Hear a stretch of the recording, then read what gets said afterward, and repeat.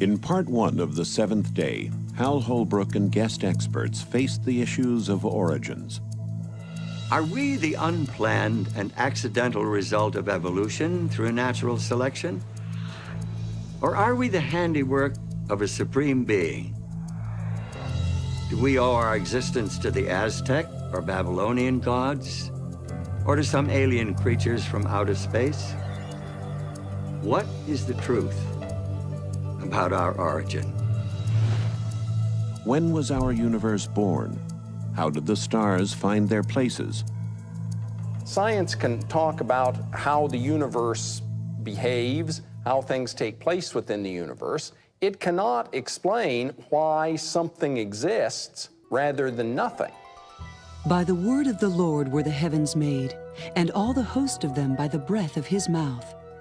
And on the seventh day God ended his work which he had made, and he rested on the seventh day. God creates the entire world in 6 days, and then he rests on the Sabbath. The Sabbath is, though, a creation in and of itself, because what it does is put the rest of the 6 days in perspective. The commandment to observe the Sabbath every seventh day, the longest of all the 10 commandments, was preserved with the other 9 on stone tablets and placed in the Ark of the Covenant.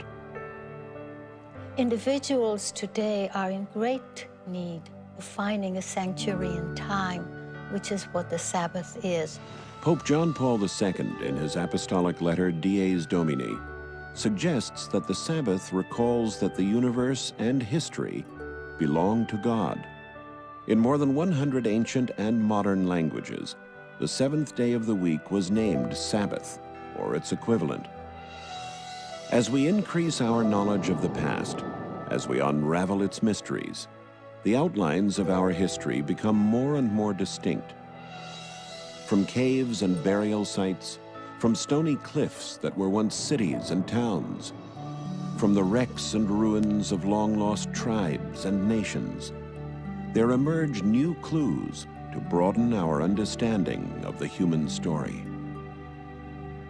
From the records of extinct civilizations and societies, and from the volumes of ancient literature, archaeologists are continually adding to the picture. There is a day that sets the weekly structure of time and binds the human family to its beginnings, the seventh-day Sabbath that links us to the Creator. And now, part 2 of the seventh day, Revelations from the Lost Pages of History.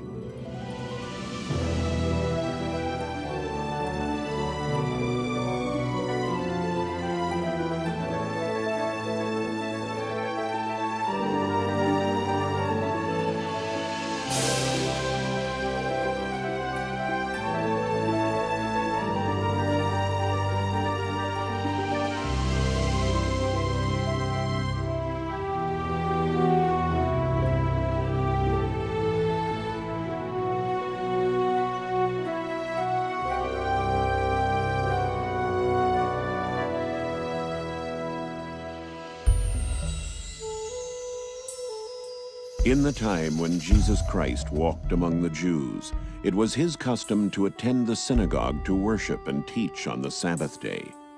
And the eyes of the religious leaders were continually upon him.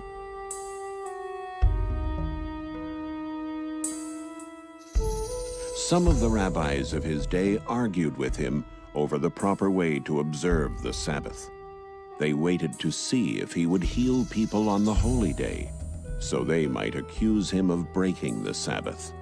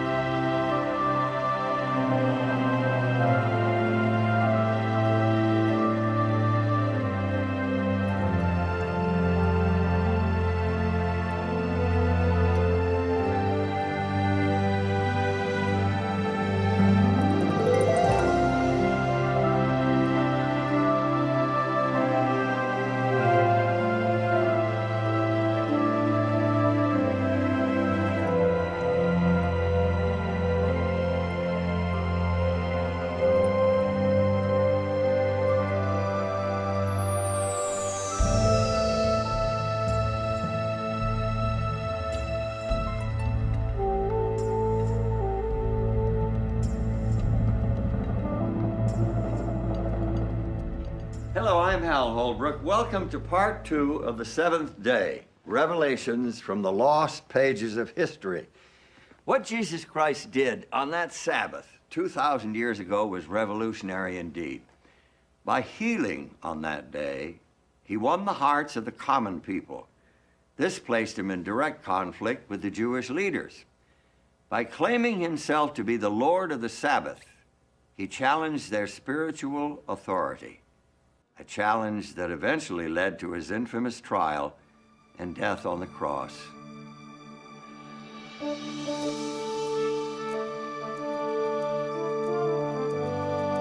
Jesus was born in Bethlehem, an insignificant town in the region of Judea during the reign of Caesar Augustus, the first great Roman emperor. At that time, the Roman Empire held within its borders scores, if not hundreds, of religions and cults. From Zoroastrianism in Persia to the mystery cults of Greece to the Druidism of Celtic Britain. Secret initiations and fertility rites were common, and so was belief in astrology. The Romans themselves admired the religion and culture of Greece. They adopted Greek gods and blended them into their own religions. The result was a mixture of ancestor worship, emperor worship, and sun worship, a religion that included not one god, but many.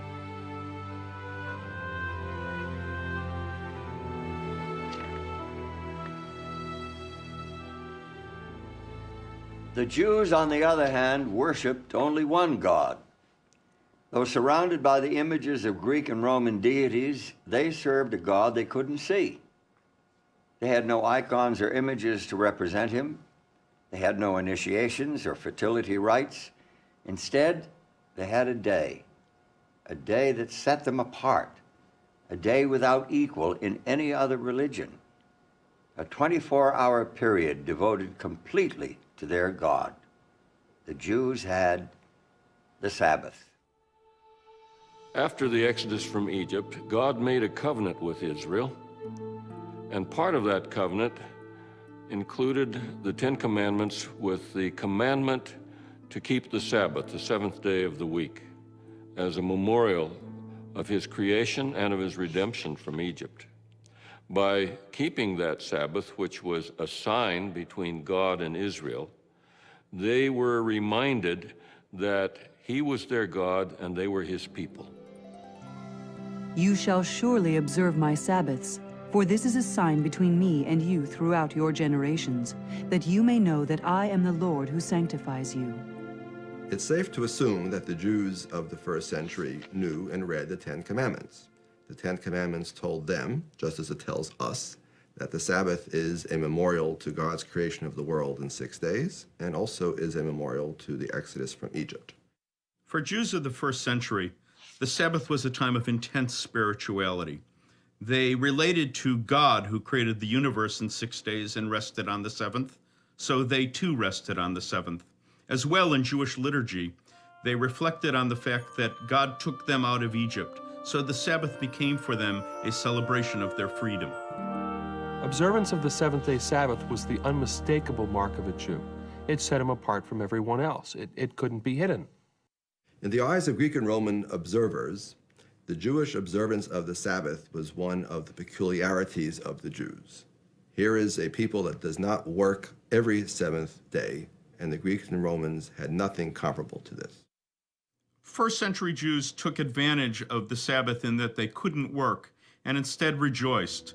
They would have a wonderful candlelit dinner on Friday night, often with 2 loaves of bread to commemorate the manna that fell in the desert in the biblical period. They would, on Saturday, probably attend the synagogue, where they had the opportunity to see and perhaps gossip with their friends. And from the evidence that we have, they studied the Torah and worshiped together. Outside observers are repeatedly struck by the oddity of the Jewish refusal to do work on the Sabbath day. One philosopher, Seneca, even says that the Jews devote 1/7 of their life to idleness because they don't work on the Sabbath day. When Jesus arrived on the scene, the Sabbath was being crushed under the weight of arbitrary rules and regulations. The rabbis had turned Sabbath keeping into a meticulous science, devoid of meaning and joy. In the first century, Sabbath observance was a series of don'ts. They forbade the tying or untying of a knot, Cooking, writing more than one letter of the alphabet, the carrying of any burden, including something you might put in your pocket. and a lot of the day-to-day kind of work, like preparing skins and hides and the things that you would need for subsistence. They forbade the kindling of a fire or the extinguishing of a fire. And they forbade travel of more than 2,000 cubits beyond your dwelling place. 2,000 cubits would be about 4,000 feet. The Jewish way of Sabbath keeping was very legalistic. You couldn't move, you couldn't do anything. But Jesus saw that that was a distortion of God's plan for humanity.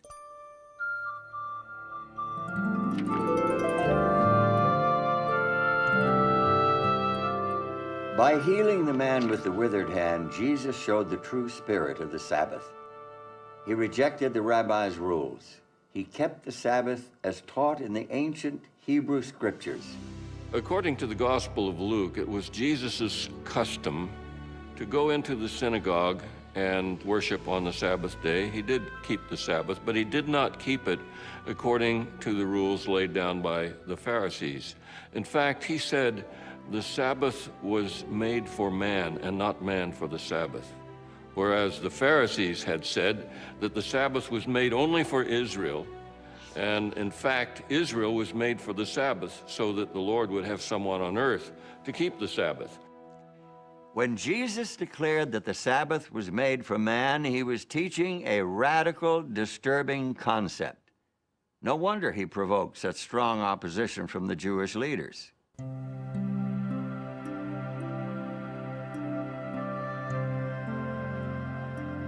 On another Sabbath, Jesus was teaching the people. And there was a woman who had been ill and bent over for 18 years. And he called her to him.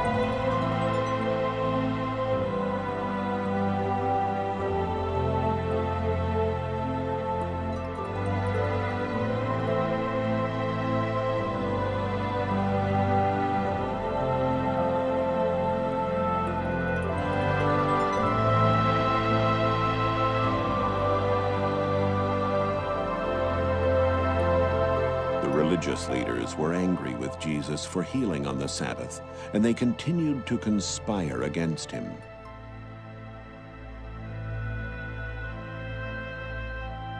To the religious leaders, this was scandalous behavior, particularly because it broke their mortal danger rule.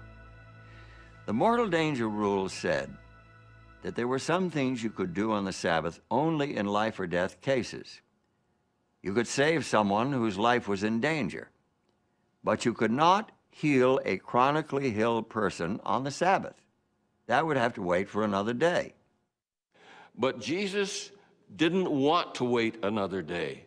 He was saying basically, you untie your animal so that your animal can rest on the Sabbath, but you are criticizing me for loosing this woman from her burden so that she can truly keep Sabbath for the first time in many, many years. It was a devastating argument. St. John, in his record of the life of Jesus, reports that for this reason the Jews were persecuting Jesus because he was doing these things on the Sabbath. They accused Jesus of breaking the Sabbath, and they were afraid that the people would follow Jesus, the nation would become a nation of Sabbath breakers, and this would incur the judgments and the wrath of God, and they would lose their nation. And it was this fear that led to the crucifixion of Christ.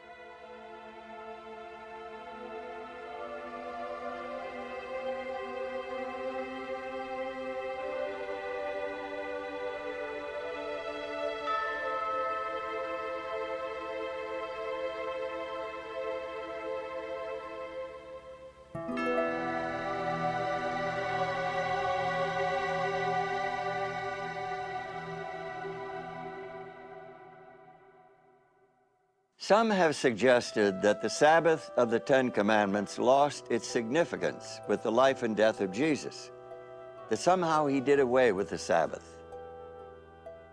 When he said the Sabbath was made for man and not man for the Sabbath, he could have said the Sabbath was given to Israel and is no longer necessary for people other than Israelites to keep, and maybe not even Israelites. He had all kinds of opportunities to say, the Sabbath isn't important, let's get rid of the Sabbath. But instead, all the controversies that he had with the Pharisees were not about whether the Sabbath should be kept, but how it should be kept. If ever there was a question about how to keep the Sabbath, Jesus gave the answer. The answer was the authority of the sacred scriptures, not following the human laws and traditions. The human had so encrusted the Sabbath, you could hardly see the real thing. Jesus cut through that to the heart of the Sabbath, which is a relationship between a loving creator and people. And so Sabbath, away from the secular activities, could be a day of action, a day of concern for your fellow beings, a day for fellowship, a day to spend more time with God, your family, your neighbors, your friends. Many devout Christians are surprised to learn that their own weekly day of worship is based on church rules and traditions, and not on the sacred scriptures. Some believe the Bible teaches that Jesus purposely violated the seventh-day Sabbath in order to make way for a new Christian day of worship. This idea lacks both biblical and historical support. Jesus didn't break the Sabbath of the Ten Commandments. What he did was to defy human customs and traditions, and by doing that, he showed what the biblical Sabbath keeping, the true Sabbath keeping, really was. Jesus Christ broke the Sabbath free from the traditions that had made it a rigid formality, and he restored its true purpose as a celebration of man's relationship with his fellow man and with his Creator.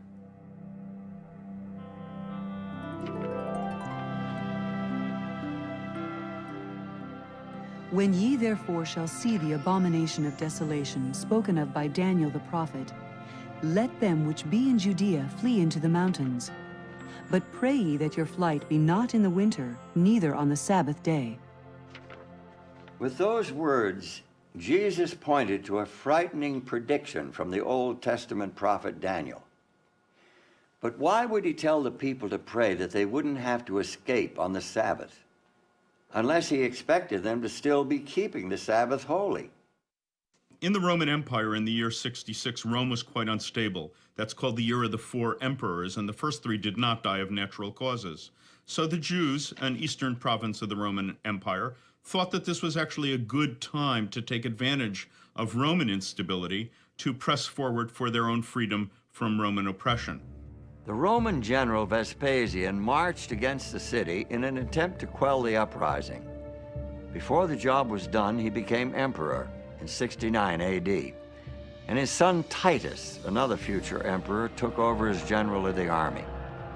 Titus laid siege to the city, and finally in 70 AD, the Roman army broke through the defenses, ravaged the city, and completely destroyed the temple. An early church historian reports that the Christians of Jerusalem remembered the warning of Jesus and escaped before the city fell to the Romans. This story is an obvious intersection of history and prophecy. We know the dates and places, and Jesus predicted and knew when these things would take place, that 40 years after his death and resurrection, his followers would still be keeping the Sabbath. In fact, throughout the New Testament period, and that takes us to the end of the 1st century AD, Christians continued to observe the seventh-day Sabbath. That's clear from both the biblical and historical records.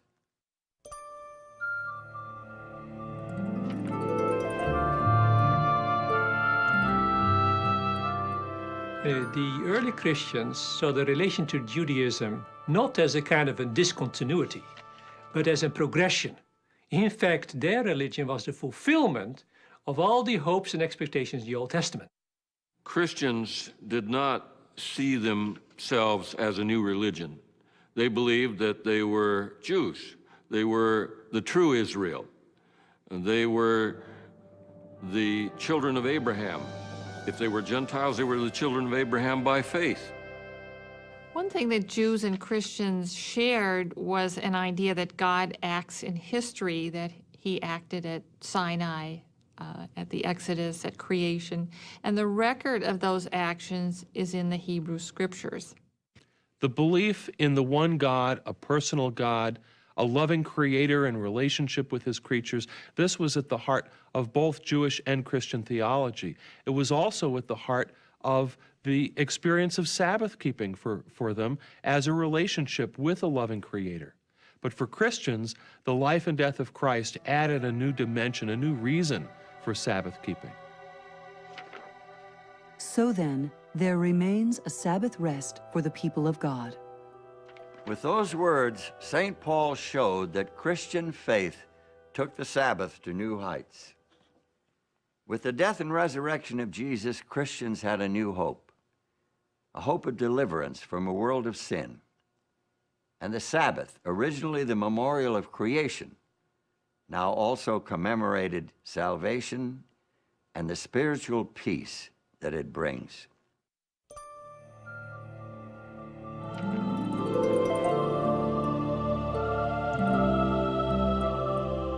This brings us to an intriguing question. If the 1st century Christians observed the Sabbath of the Old Testament, the seventh-day Sabbath of creation and the 4th commandment, why do most Christians today observe Sunday? When did the change from Saturday to Sunday take place? Does the biblical record provide any clue? The first 4 books of the New Testament are among the oldest Christian documents. St. Mark wrote his book first, a report on the life of Christ. That was 55 AD or later. The writings of Saints Matthew and Luke probably date to sometime between the late 60s and AD 80. St. John, the last surviving original disciple of Christ, wrote his book near the end of the 1st century. Despite their late dates, from 30 to 70 years after the death of Christ, these books contain not even the slightest hint that Jesus himself or his disciples considered changing the day of rest and worship from the 7th day of the week to the 1st. It's especially significant that New Testament writers never referred to the 1st day of the week as a Sabbath. To them, the 7th day was the Sabbath. And this is consistent with all of the other evidence that to the end of the 1st century, Christians were worshiping with Jews in the synagogue on the Sabbath.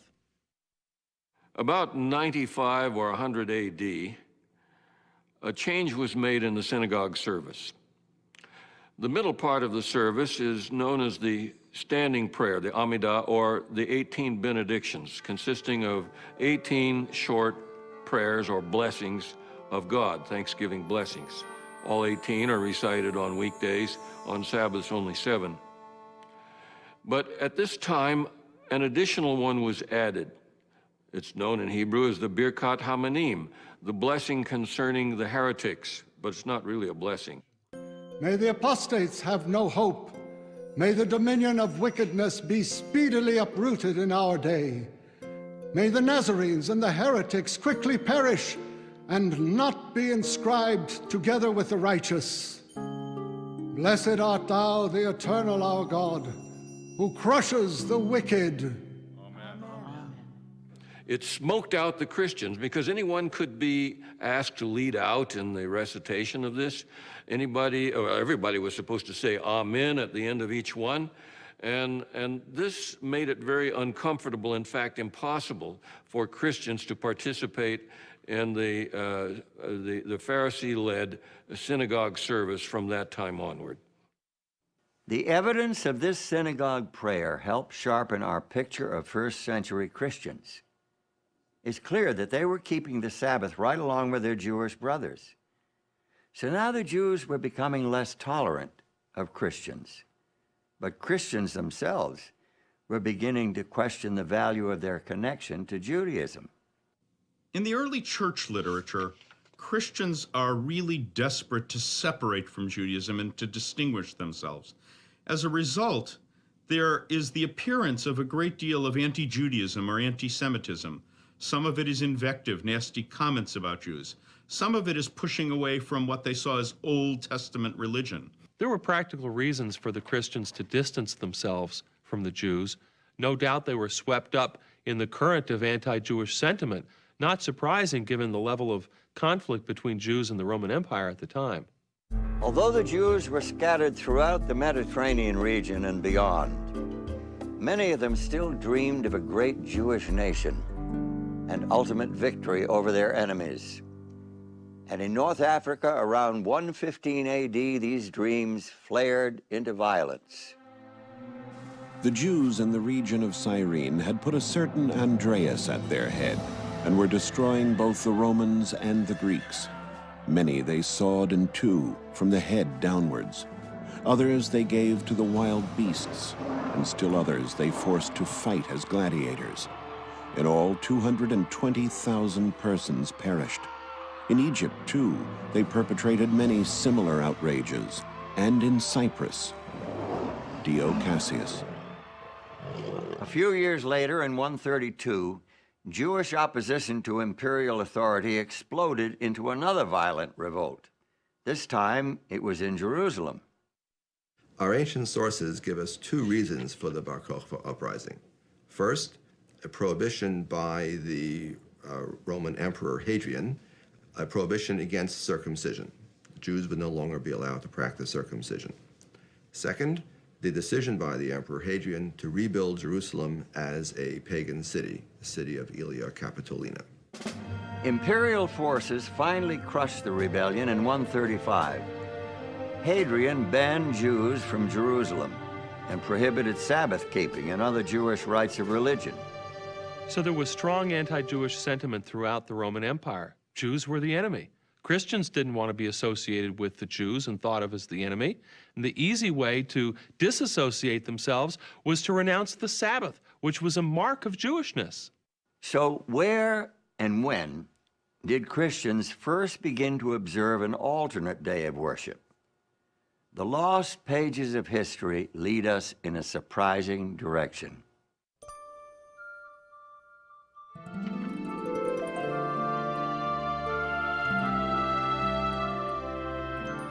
Alexandria, Egypt, founded in 332 BC by Alexander the Great, one of the world's great centers of literature, science, and commerce, a melting pot of religious ideas and classical philosophy. There is solid evidence that Christians in Alexandria were the first to replace Sabbath observance with first day, that is Sunday, worship. This began shortly before 120 AD. One of the first documents that we find pointing to Christian keeping of Sunday is the so-called Epistle of Barnabas. Now, it is not the real Barnabas that we read about in the New Testament in the book of Acts. This is pseudo-Barnabas. It's a pseudepigraphon. It's falsely attributed to him. But it was written apparently by somebody in Alexandria in Egypt, where the tendency was to spiritualize everything. And that's what this Epistle of Barnabas does. It doesn't take anything literally. Barnabas believes that the Hebrew Scriptures is a gift to those who truly understand it, but he thinks the ones who understand it will not take it literally, but will understand it in a metaphorical or spiritual sense. Barnabas claims that he and his followers are observing the 8th day of the week, the day after the Sabbath, obviously Sunday. He condemns Judaism and everything associated with it, including observance of the seventh-day Sabbath. The Barnabas letter is the first evidence of Sunday being promoted as the Christian day of worship. But to find the real heart of the pro-Sunday movement, we have to shift our focus from Alexandria westward to the heart of the Roman Empire. It is in ancient Rome that we find the first description of early Christian Sunday keeping. It comes from Justin Martyr, a convert to the new faith.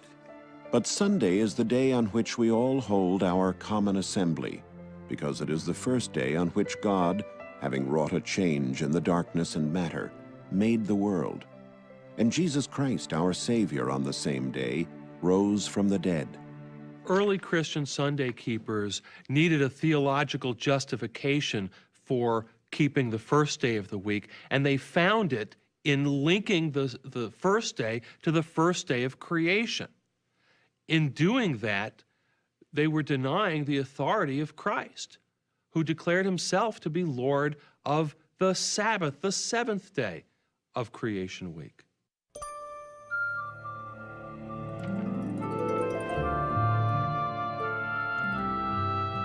We have reached a critical defining moment in our story. By isolating the weekly holy day from its biblical roots, church leaders cut off the Sabbath from its source of spiritual meaning. It would become a hollow formality, a political hot potato, a test of authority, and a pawn in a centuries-long power struggle.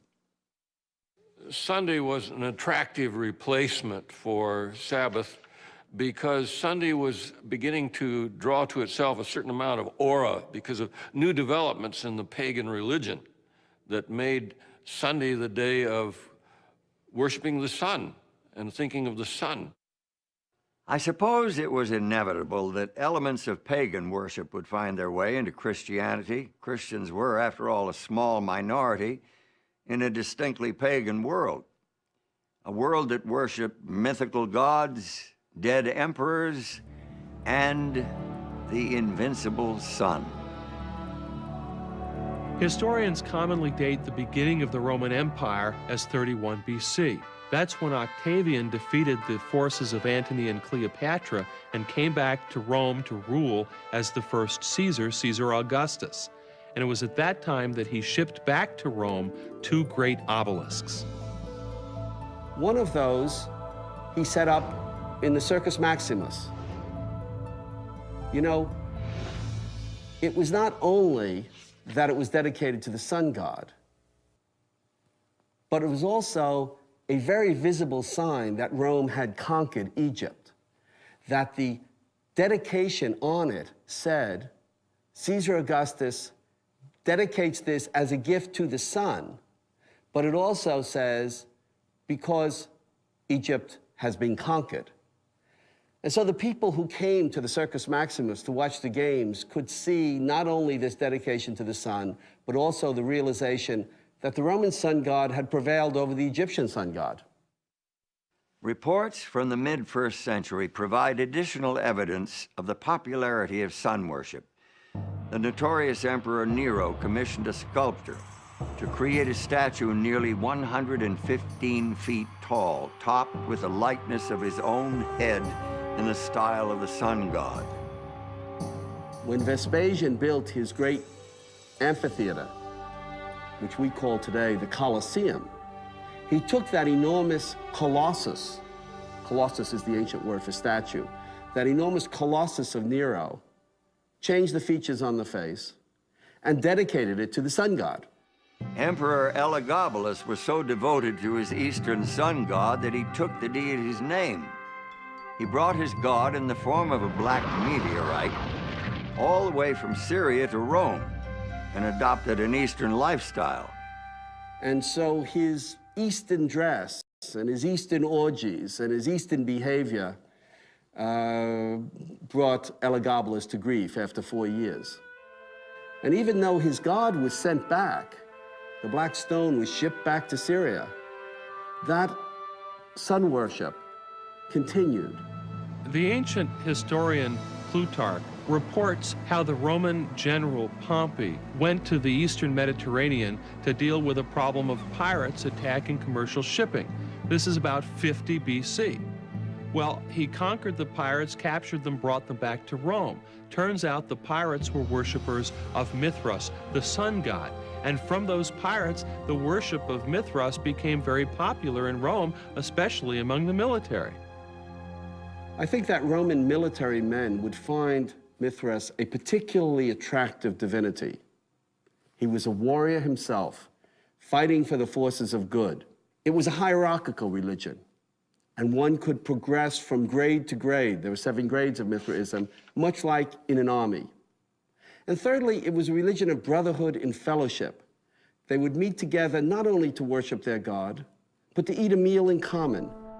We hear about Roman soldiers having come back from the east who pray at dawn, facing the east, facing the sun. And this is when we begin to get in Rome a mention of Deus Sol Invictus. That is to say, the unconquerable sun god. Unconquerable because the night tries to conquer the sun in each 24-hour period. But at dawn, the sun has survived. The sun has vanquished the night. The importance of sun-worshipping cults in the Roman Empire is shown during the reign of Aurelian, who was emperor from 270 to 275 AD. He established a state religion that included the worship of both the emperor and Sol Invictus, the invincible sun. He tried to unify all religions under the sun god. Diocletian, who came to power in 284, was also devoted to the sun god. He maintained Aurelian's principle of a state religion and even declared himself to be a god. Eventually, he ordered the persecution of Christians.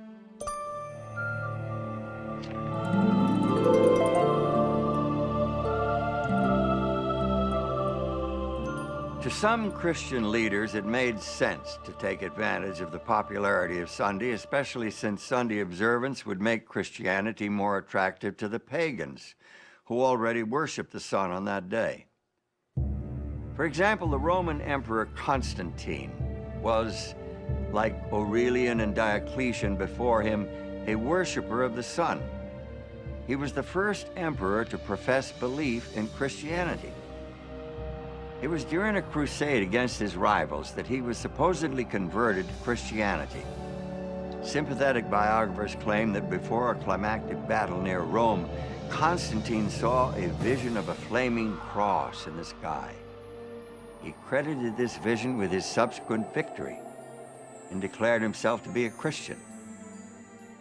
Historians debate whether or not Constantine's conversion was genuine, since he maintained his pagan superstitions throughout much of his reign. He consented to baptism only as he lay on his deathbed. Still, his reign did mark a dramatic turning point in the history of Christianity. In 313, with the agreement of his co-emperor Licinius, he effectively legalized the Christian religion. The reign of Constantine the Great forms one of the epochs in the history of the world. It is the era of the dissolution of the Roman Empire, the commencement, or rather consolidation, of a kind of Eastern despotism with a new capital, a new constitution, and finally, a new religion. Was Constantine converted to Christianity, or was it the other way around? Who knows?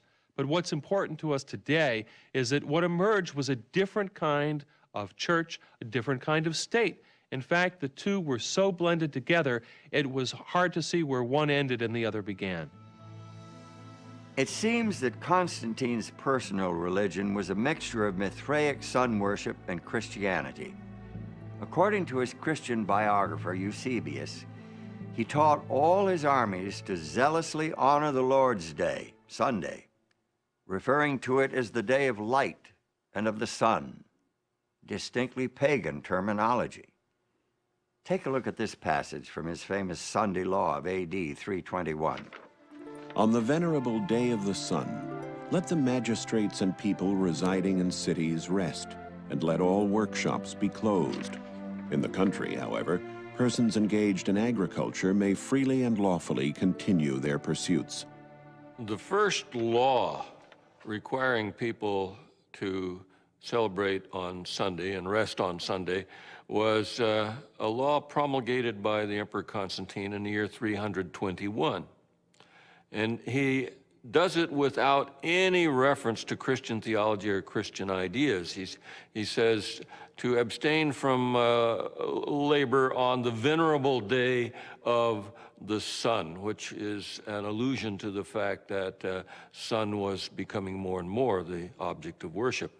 So the first Sunday law requiring people to keep Sunday had no Christian flavor at all. Although Constantine promoted Christianity and built many, many Christian churches, he closed very few pagan temples. And we have a Roman calendar from the year 354. That's about 17 years after the death of Constantine, which has 4 separate festivals each year to the sun god. It shows that the sun god survived not only Constantine, but into the reigns of his immediate successors.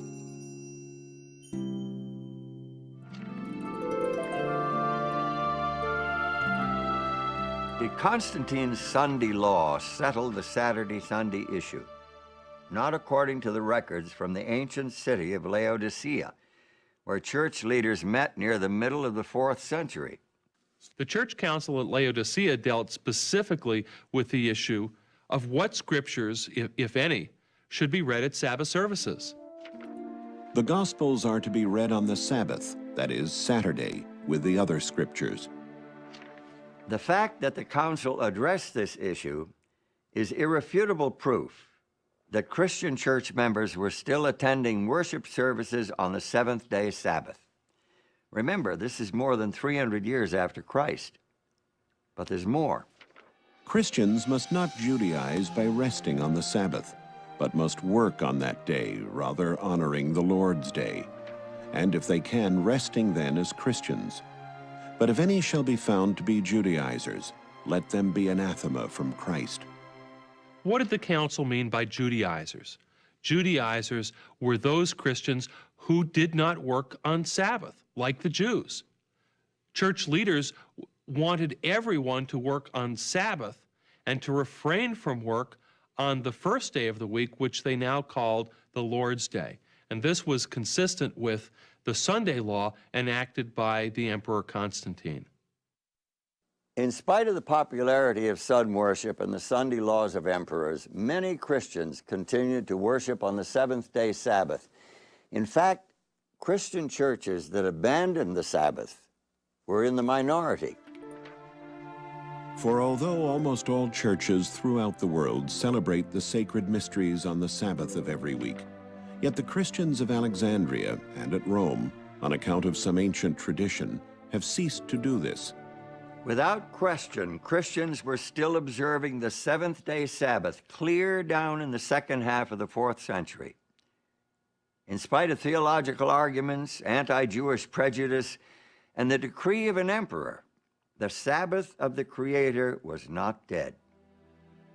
The succeeding centuries saw the Sabbath at the heart of controversy between popes and patriarchs. The weekly day of rest and worship became a test of church authority and a sign of submission to the sovereignty of a new kind of religious government. It became a major cause of the great rift that divided the Christian church for 900 years. More about that when we return with part 3 of the seventh day.